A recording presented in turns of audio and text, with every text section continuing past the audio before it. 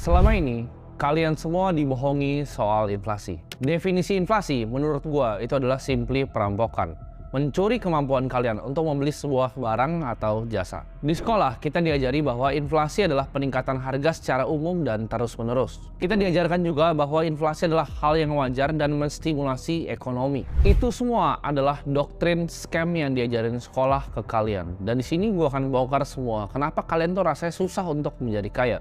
Karena uang kalian itu dicolong dan dirampok oleh inflasi, yaitu kebohongan terbesar yang pernah dikeluarkan oleh pemerintahan. Di sini gue pengen tantang perspektif kalian tentang cara kalian ngeliat dunia, supaya kalian itu bisa jadi pemikir yang independen. Kita lihat ya, gaji UMR itu naiknya kecil banget. Kita lihat UMR tahun lalu, UMR sekarang. Kenapa karyawan itu gaji naik kecil banget, sedangkan bahan-bahan di sekitar kita, mau itu telur, mau itu cabai, naiknya cepat banget. Mau itu rumah, mau itu biaya pendidikan anak, mau itu biaya kesehatan, itu naiknya jauh lebih cepat dibanding kenaikan gaji kita. Coba kalian pikir, karyawan itu nggak pernah naik, tapi biaya universitas itu naik 15% tahun ke tahun. Biaya sekolah juga sama, 10-15% tahun ke tahun. Inflasi ya, di Maret 2022 itu 2,64. Dan di Desember 2022 itu 5,51.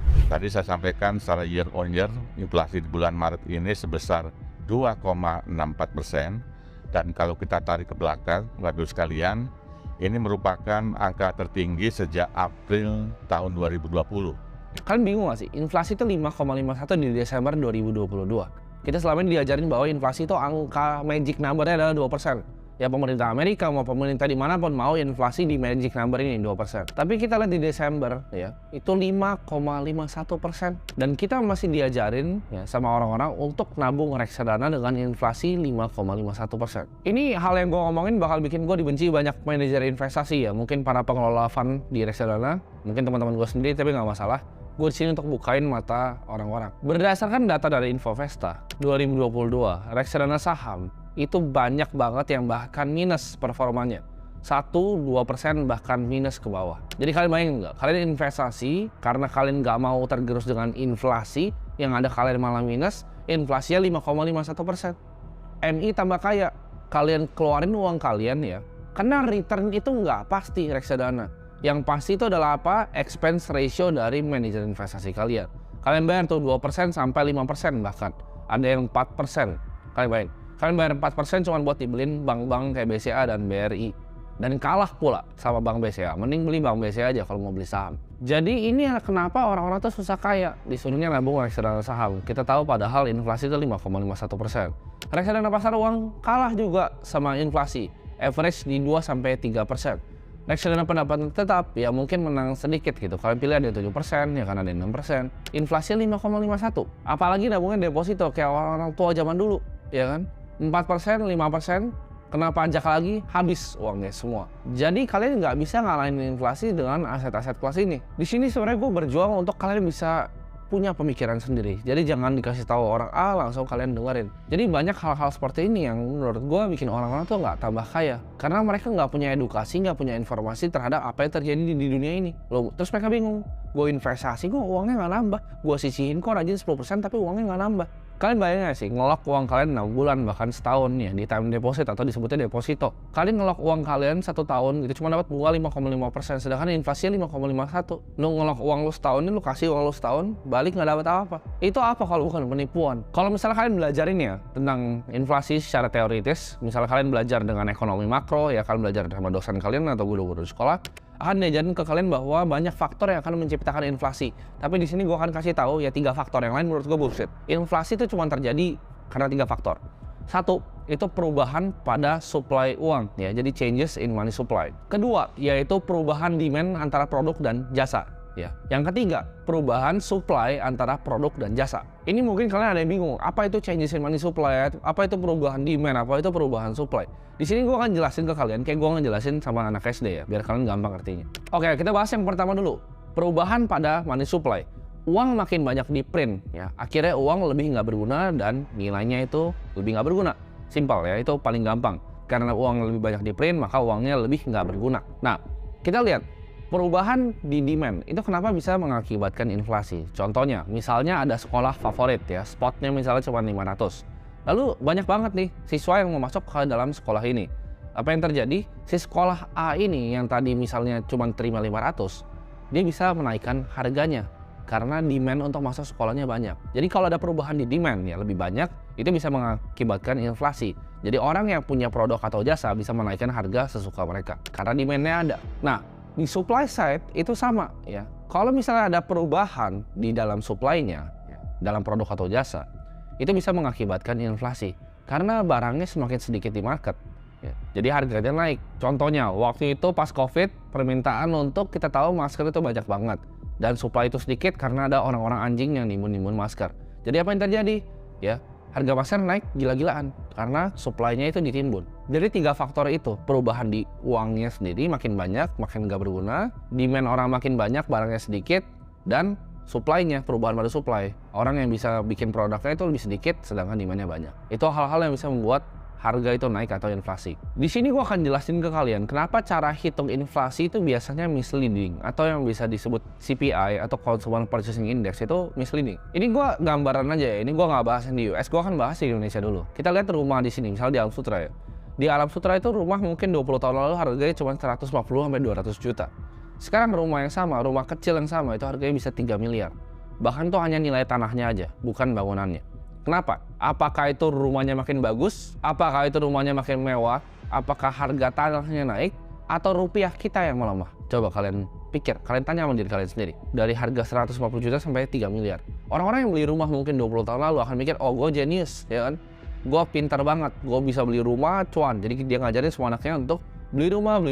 Kita cicil ke bank, kita bayar KPR, kita bayar bunga berkelanjutan ke bank sampai mampus. Karena dengan ekspektasi akan hal yang sama akan terjadi. Itu bukan rumahnya yang tambah bagus, bukan rumahnya yang tambah mahal, tapi rupiah kita yang sebenarnya melemah. Mata uang kita yang kita pegang itu yang melemah. Inflasi itu banyak dihitung ya di US pakai CPI atau Consumer Purchasing Index. Simpelnya, CPI itu adalah sebuah basket ya, indeks antara produk dan jasa yang digabung untuk membentuk sebuah angka yang waktu itu sempat sampai 9,1%. Tapi menurut gue ini misleading dan datanya ini dibuat-buat. Kenapa? Karena ada 2 faktor yang nggak dimasukin. Yang pertama itu adalah housing market, ya, perumahan. Dan yang kedua adalah healthcare atau kesehatan.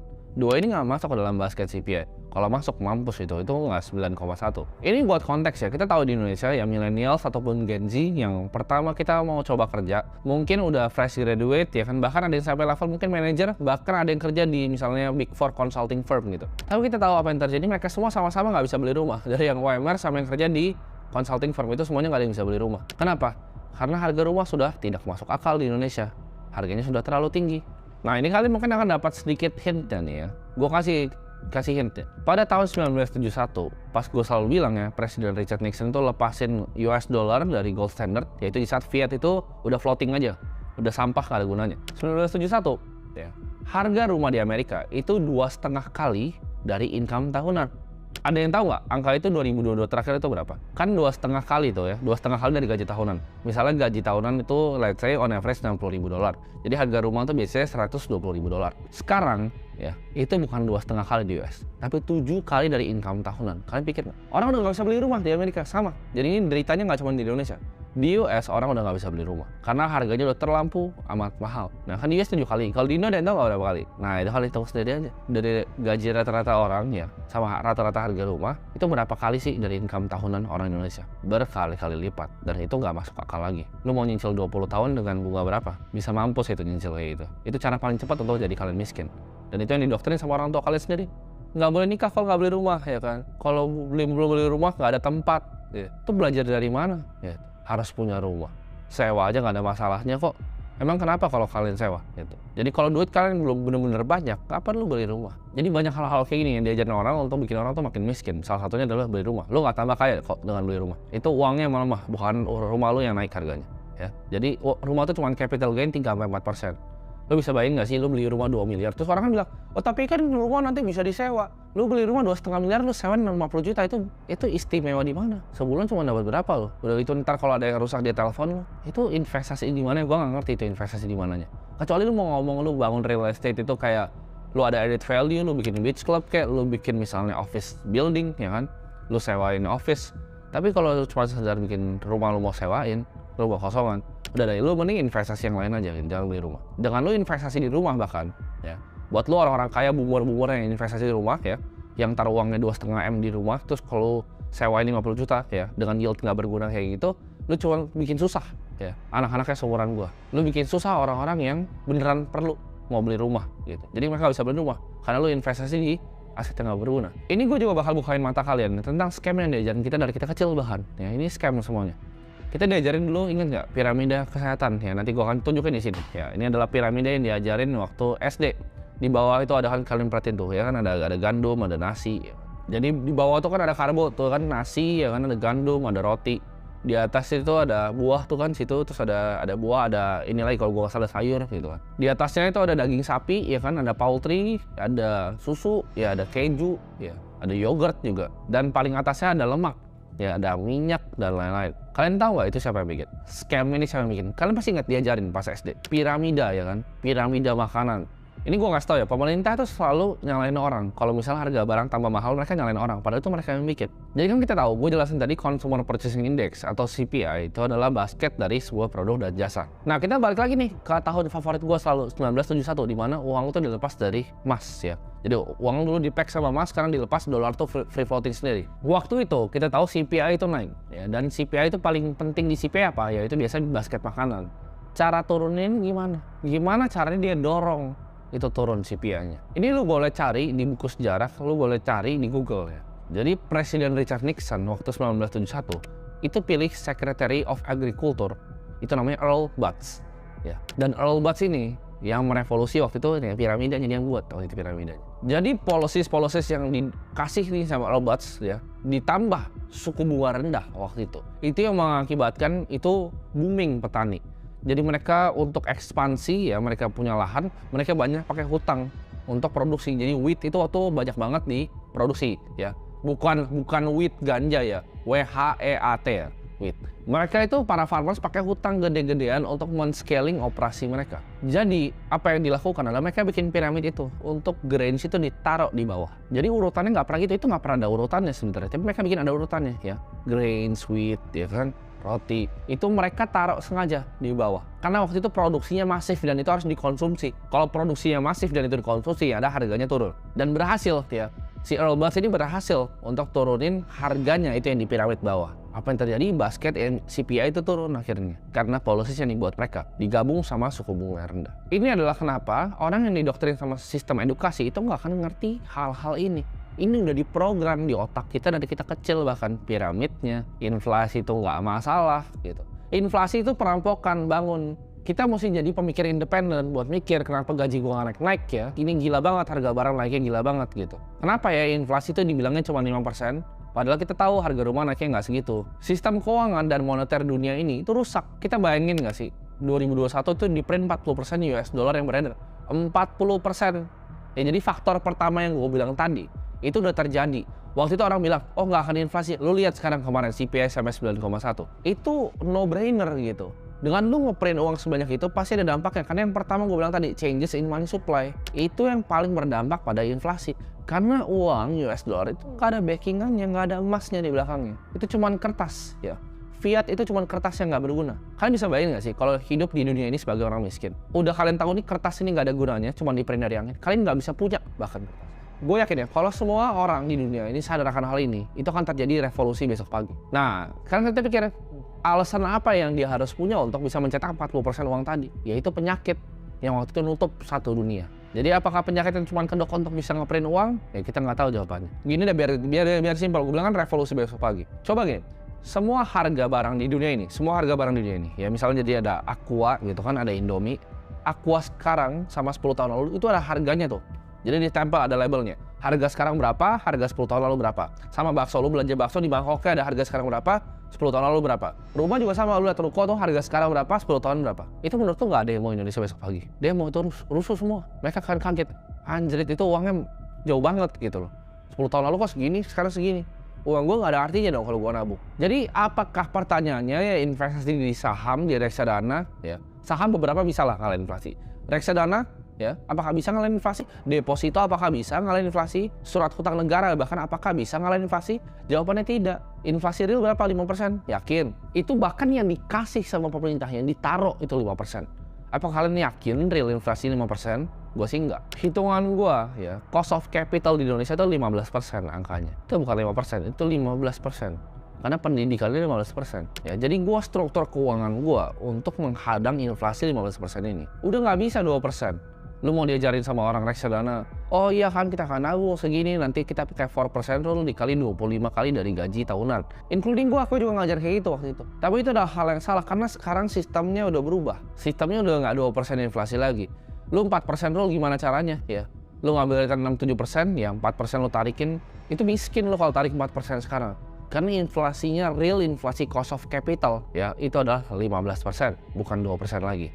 Nah, jadi gamenya adalah gimana caranya kita bisa ngalahin hurdle rate itu. Ya. Cara lu ngitung discounted cash flow sekarang udah berbeda, risk free rate-nya udah nggak kayak zaman dulu. Kalau kalian lihat orang cuan di saham 10%, 15%, it's very good return. Susah banget untuk dapetin 10-15% di saham. Tapi apakah mereka tambah kaya? Enggak. Ya mereka tuh sama sebenarnya sama cost of capital.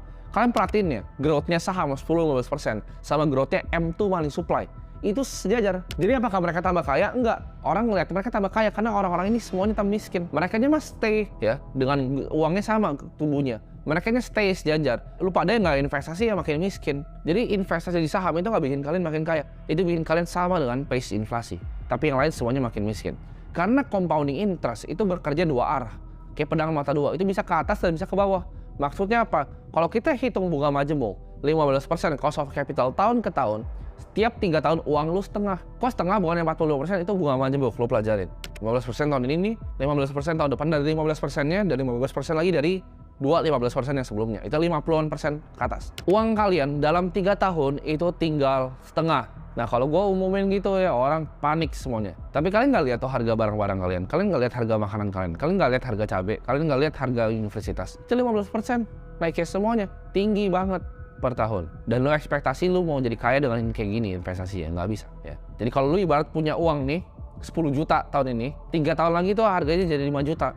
Cuma lo nggak sadar aja. Terus kenapa rasanya nggak bisa kaya-kaya? Karena itu lo nggak ngerti ya. Jadi hurdle rate itu 15%. Carilah aset yang bisa ngalahin 15% itu. RDPT bahkan reksadana saham itu nggak akan ngalahin scam inflasi ini. Lo kalau jadi orang Argentina ya, lo beli Argentina peso gitu kan. Terus lo jadi orang di sana, yuk kita kerja keras, kita nabung. Kita nabung di surat utang negaranya Argentina. Apa yang terjadi? Lu miskin, mampus, devaluasi. Currency lu 50 kali ke bawah. Mampus lu benar-benar kalau tinggal di Argentina dan lu nabung surat utang. Karena currency lu nggak ada artinya. Nah, kita butuh solusi lain.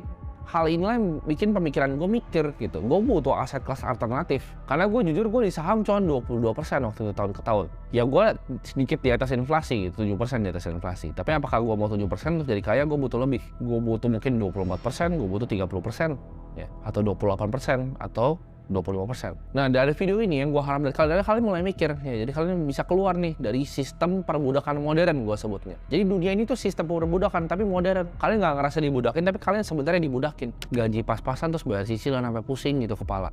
Setiap hari mikir harus kerja, harus bayar cicilan. Karena kalian nggak ngerti ini sistem keuangannya. Game yang kalian mainin kalian nggak tahu aturannya seperti apa. Kalian jangan mau lah dibullshit-bullshitin lah. Jadi anak muda tuh mental health lah, mental tempe lah, mental inilah. Kita harus kerja keras ya. Hidup itu bukan kompetisi lah. Itu siapa yang ngajarin kalian hidup bukan kompetisi ya, waktu inflasi 15%? Di suatu lomba contohnya. Kita sebut apa emang orang yang kalah? Pemenang kah? Ya, winner. Kita sebutnya loser kan, suatu kompetisi, dan ini kompetisi yang sama. Dunia ini adalah kompetisi dari sebuah kapitalisme, sebuah sistem kapitalis. Ya. Siapa yang kalah dari perlombaan sistem kapitalis? Ya pecundang, loser. Jadi jangan jadi pecundang lah di hidup ini. Kita harus belajar untuk jadi pemikir yang independen dan punya opini sendiri, nggak gampang didoktrin sama media ataupun edukasi scam.